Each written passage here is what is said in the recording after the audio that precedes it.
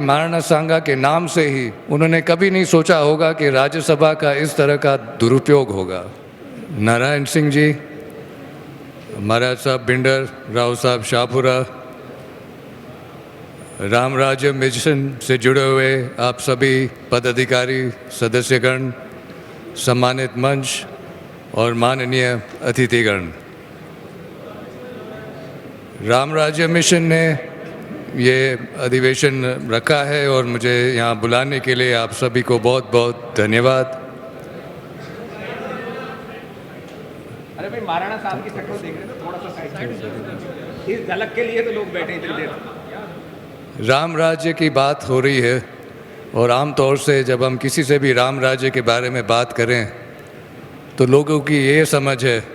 कि राम राज्य ऐसे है कि समाज में शांति हो, समाज की प्रगति हो,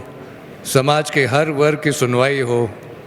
जो प्रशासन है वो शासन है वो सबकी ज़रूरतें पूरे करे, न्याय संगत कार्य हो और अगर न्याय का निर्णय की ज़रूरत है तो वो भी जल्दी से और आसानी से मिले। इसी की तुलना में हम अगर आज की बात करें तो स्वार्थ स्तर ऊपर है और समाज के बीच अगर हम शांति का जो है अब अभाव है, शासन और प्रशासन की बात कमी करें तो ठीक है और अगर न्याय की बात करें तो उसके लिए और भी कम। तो राम राज्य का जो ये लक्ष्य है ये है तो काफ़ी दूर, लेकिन हर जो सफ़र शुरू होता है वो एक कदम से, आज एक कदम लिया गया है और मेरी आशा है कि अगली बार जब आप मिलोगे तो 2-3 कदम और लिए जाएंगे। राम राज्य हो या ना हो, लेकिन इस कुछ बदलावों की तो ज़रूरत बहुत ही ज़रूरी है और बहुत ही जल्द होने के लिए ज़रूरी है। एक बात है जो सामाजिक संस्थान है, इन सालों में हम देख रहे हैं कि कई ऐसे सामाजिक संस्थान हैं जिनके पद अधिकारी समाज के कल्याण की बात तो करते हैं लेकिन अपनी राजनीतिक छवि बनाने में भी लगे हुए हैं। तो सामाजिक संस्थान में राजनेता भी, उनका स्वागत है, वे भी समाज के एक अंग है, लेकिन सामाजिक संस्था के साथ राजनीति, इस पे मनाही करनी बहुत ही ज़रूरी है। और राजनीतिक दलों का एक तरह से एक नीति बन गई है कि सब सामाजिक संस्थान में कोई ना कोई हस्तक्षेप करे, उन्हें रोकना आपका काम है और मेरा भी काम है और उनको रोकना ज़रूरी है। दूसरी बात है हमारी जो राजनीतिक स्थिति है, मैं आपको एक उदाहरण देता हूं, आप उसी उदाहरण से आप खुद जांच लें कि हम किस स्तर पे हैं राजनीति के हिसाब से।